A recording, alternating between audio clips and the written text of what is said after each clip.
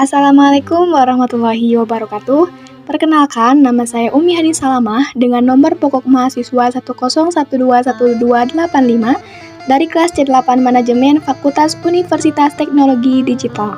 Pada video kali ini, saya akan menjelaskan materi dari pertemuan pertama sampai pertemuan keempat pada mata kuliah Pendidikan Agama Islam.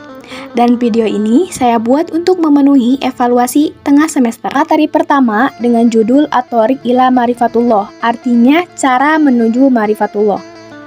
Jalan menuju mengenal Allah ada akal sehat. Akal sehat adalah penilaian yang masuk akal dan praktis mengenai masalah sehari-hari atau kemampuan dasar untuk melihat, memahami, dan menilai dengan cara yang umumnya dimiliki oleh hampir semua orang. Ada juga para nabi dan rasul. Para nabi dan rasul adalah manusia pilihan yang diberikan wahyu oleh Allah Subhanahu wa Ta'ala untuk berdakwah. Oleh karena itu, para nabi dan rasullah yang paling mengenal Allah Subhanahu wa Ta'ala. Namun, karena para nabi dan rasul sudah tiada, maka kita wajib mempelajari apa yang diwahyukan kepada para nabi dan rasul. Jalan menuju mengenal Allah yang ketiga ada asma wa sifat. Adalah meyakini secara mantap bahwa Allah Subhanahu wa Ta'ala menyandang seluruh sifat kesempurnaan dan suci dari segala sifat kekurangan, dan bahwa Dia berbeda dengan seluruh makhluknya. Cara menuju Ma'rifatullah yang kedua dengan memahami ayat-ayat qauliyah dan kauniyah. Ayat qauliyah berasal dari ucapan yang bersumber dari firman Allah Subhanahu wa Ta'ala yang sering kita jumpai di dalam kitab suci Al-Quran. Sedangkan ayat qauliyah adalah ayat atau tanda yang wujud di sekeliling manusia yang diciptakan oleh Allah. Manfaat dari ayat qauliyah adalah merasakan keagungan Allah dan kelemahan diri. Pengagungan akan melahirkan kecintaan, rasa takut untuk mendurhakainya. Juga berharap hanya kepada Allah, sedangkan menyadari kelemahan diri akan membuat manusia inabah mengembalikan urusan kepada Allah, bertawakal kepadanya, dan menjauhkan diri dari sifat congkak dan sombong. Selanjutnya ada metode Islam dan non-Islam. Metode Islam adalah metode dengan cara menggunakan akal, fitrah, pendengaran, dan penglihatan untuk memikirkan ayat-ayat al-qauliyah, al-mu'jizah, dan ayat al-kauniyah yang meliputi alamul jamadat, alamul nabatat, dan alamul insan wal hayawanat. Ada juga metode non-Islam. Dalam rangka mengenal Tuhan, mereka lebih senang mengikuti hawa nafsunya sendiri. Pengenalan mereka kepada Allah Ta'ala hanya berlandaskan dugaan, sangkaan, dan hawa nafsu, yakni mengandalkan al-hawas dan akal, yang sebenarnya sangat terbatas. Walhasil, pengenalan Allah Ta'ala dengan mengandalkan filsafat ini tidak akan mencapai hasil yang tepat. Materi kedua ada al-mawani fi ma'rifatullah, artinya penghalang mengenal Allah. Secara garis besar, terdapat dua hal yang menghalangi manusia dalam mengenal Allah Subhanahu wa Ta'ala. Yang pertama ada maradus syahwat, berkaitan dengan penyakit hati berupa nafsu dan kesenangan serta perilaku yang tidak terpuji. Yang kedua ada maradus syubhat, berbagai hal yang menimbulkan keraguan, lebih banyak berkaitan dengan masalah akal dan logika. Maradus syahwat ini terbagi menjadi 4 bagian. Yang pertama ada al-fisku, kefasikan. Contohnya mengerjakan sholat tapi ia melakukan perzinahan. Yang kedua al-kibru, kesombongan. Contohnya membanggakan diri, harta, ilmu, keturunan maupun pangkat dan jabatan. Yang ketiga ada az-zulmu, kezaliman. Contohnya perilaku yang menyakiti hati dan perasaan yang termasuk fitnah atau menghina. Dan yang terakhir ada al-kizbu, kedustaan. Contohnya mengingkari janji. Maradus syubhat juga ada 4 bagian. Yang pertama ada al-jahlu. Contohnya orang yang bisa membaca dan menulis namun tidak mengetahui hukum-hukum agama. Kedua ada al-irtiyab, contohnya seseorang yang telah berwudu tiba-tiba diliputi keraguan ketika akan melaksanakan sholat, apakah berwudu dengan benar atau tidak. Yang ketiga ada al-inhirab, contohnya ketidakpercayaan kepada Tuhan, menganggap Tuhan tidak ada dan tidak mempercayai adanya Tuhan. Yang keempat ada al-ghaflah, contohnya menunda sholat dari awal waktu hingga selalu mengerjakannya di akhir bahkan waktu terakhir. Materi ketiga dengan judul Al-Adillah ala wujudillah, artinya bukti keberadaan Allah. bukti keberadaan Allah merupakan wujud keberadaan Allah Subhanahu wa Ta'ala yang dapat dinikmati, dilihat, dirasai, atau disentuh oleh indera manusia. Dalil-dalil eksistensi Allah Subhanahu wa Ta'ala. Yang pertama ada dalil fitrah, adalah dalil yang lahir dari fitrah asal manusia itu sendiri. Hal ini banyak direkam di dalam Al-Quran, bagaimanapun manusia umumnya mengakui kewujudan Allah. Yang kedua, dalil indra, adalah dalil-dalil yang dapat dinikmati, dilihat, dirasai, atau disentuh oleh indera. Yang ketiga, dalil akli, adalah dalil-dalil yang berasaskan akal.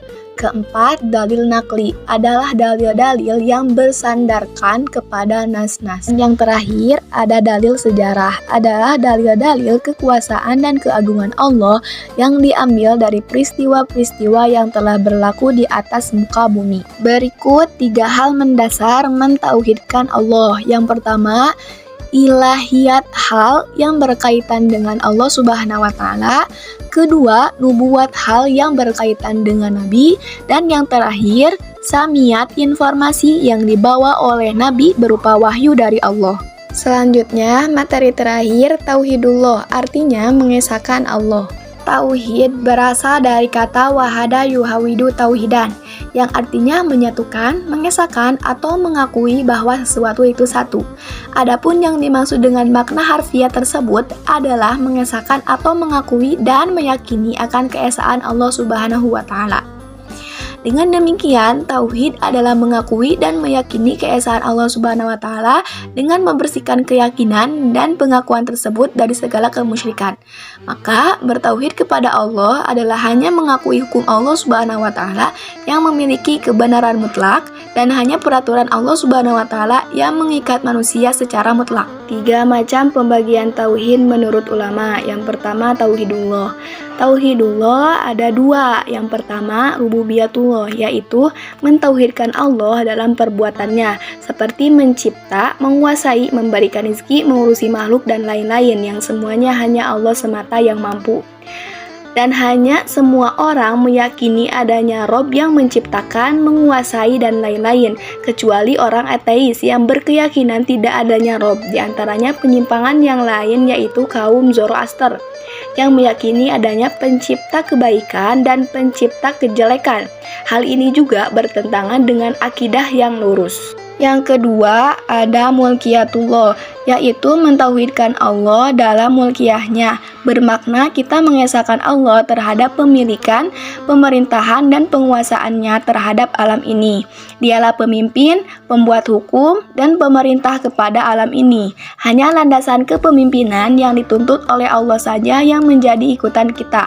Hanya hukuman yang diturunkan oleh Allah saja menjadi pakaian kita, dan hanya perintah dari Allah saja menjadi junjunan kita. Pembagian tauhid menurut ulama yang kedua ada tauhidul ibadah. Pengabdian diri manusia boleh berlaku kepada siapa saja berasaskan kepemahaman dan keyakinan seseorang. Bagi muslim, pengabdian tidak sesekali boleh berlaku melainkan hanya kepada Allah penuh ikhlas. Keikhlasan dalam beribadah ini dapat dicapai menerusi 2 perkara yang saling berkait antara satu sama lain. Pertama, dengan mengkufuri segala togut, menjauhkan diri dari togut, dan tidak pula berlaku syirik kepada Allah. Dalam masa yang sama, mestilah bertakik juga keimanan kepada Allah langsung, mengabdikan diri hanya kepada Allah dengan sempurna. Maka disitulah tercapainya tauhidul ibadah, karena asas tauhid ibadah adalah tauhidullah yang mantap. Mentauhidkan Allah secara ikhlas dalam segala pengertian rububiyah, mulkiyah, dan uluhiyahnya menjadikan kita seorang yang betul-betul beriman kepada Allah secara sah. Tauhidullah ibadah tercermin kepada sifat berikut ini. Yang pertama, al-kufru bitoghut, artinya ingkar kepada kebenaran. 2. Sikap al-manu billah, artinya beriman kepada Allah. Pembagian tauhid yang terakhir ada akhtar asyirik. Syirik artinya bersekutu. Pengertian syirik secara etimologi adalah persekutuan yang terdiri dari 2 atau lebih sekutu. Sedangkan secara terminologi syirik adalah menjadikan Allah tandingan atau sekutu bagi Allah. Bahaya dari syirik ada 7. Yang pertama, kezoliman yang besar. Kedua, tidak mendapat ampunan. Ketiga, dosa terbesar. Keempat, kesesatan yang jauh. Kelima, dihapuskan amal. Keenam, diharamkan surga. Dan yang terakhir, masuk neraka. Itulah materi dari pertemuan pertama hingga pertemuan keempat pada mata kuliah Pendidikan Agama Islam. Terima kasih. Wassalamualaikum warahmatullahi wabarakatuh.